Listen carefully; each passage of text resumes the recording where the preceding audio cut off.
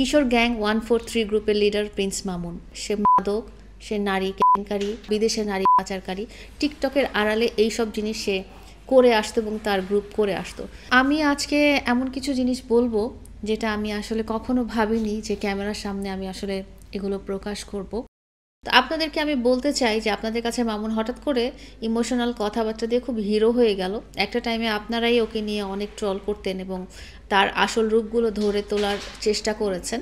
তো যারা ভুলে গেছেন ব্যাক টু 2020-2021 সালের কথা, তাদেরকে আমি মনে করিয়ে দিতে চাই কিশোর গ্যাং 143 গ্রুপের লিডার প্রিন্স মামুন এবং তার গ্রুপের নির্দেশে তার নির্দেশে বাংলাদেশে অনেক ধরনের অপরাধ সংঘটিত হয়ে আসছে। মাদক থেকে শুরু করে নারী পাচার, এই ধরনের যত রকম অন্ধকার জগতের যত রকম অপরাধ হওয়ার কথা তার লিডে তার গ্রুপের সদস্যরা করে আসছে।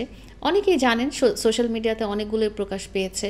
এর মধ্যে খন্দকার বাড়ির মধ্যে দুই কিশোর গ্যাংয়ের মধ্যে মারামারি, দিয়াবাড়িতে 2 কিশোর গ্যাংয়ের মধ্যে মারামারি, রংপুরে মারামারির ঘটনা এবং ফাইনালি 2021 সালে প্রিন্স মামুনকে যখন র্যাব জিজ্ঞাসাবাদ করার জন্য তার বাসায় এসে তাকে নিয়ে যায় এবং ডিবিতে যে সে মুচলেখা দিয়ে আসে, সে বারবার অপরাধ করে, তার গ্রুপ বারবার অপরাধ করে, তার সংগঠন কিশোর সংগঠন যেটা বলে, কিশোর গ্যাং যেটা বলে। প্রিন্স মামুনের কিশোর গ্যাং কিন্তু অনেক শক্তিশালী, এটা হয়তো আপনারা অনেকেই জানেন না, আমিও প্রথম জানতাম না।